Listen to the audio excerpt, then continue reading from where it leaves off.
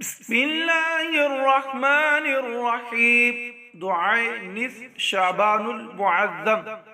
اللهم يا ذا المن ولا يمن علي، يا ذا الجلال والإكرام، يا ذا الطول والإنعام، لا إله إلا أنت ذهر اللاحين وجار المستجيرين وأمان الخائفين.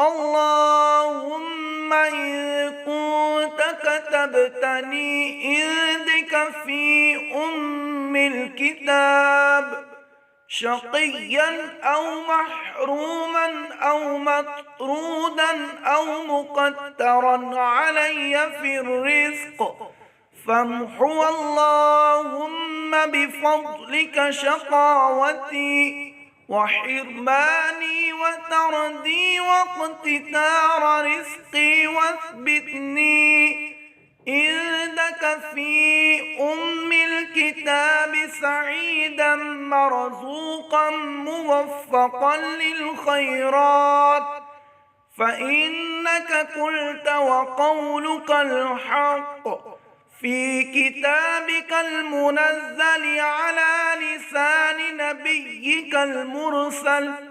يمحو الله ما يشاء ويثبت وعنده الكتاب.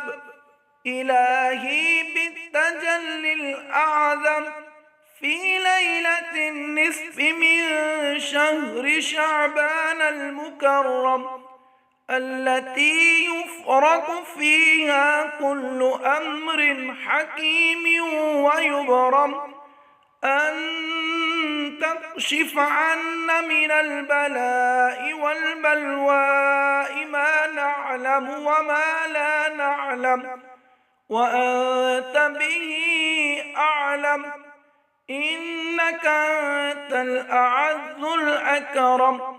وصلى الله تعالى على سيدنا محمد وعلى آله وأصحابه وسلم، والحمد لله رب العالمين.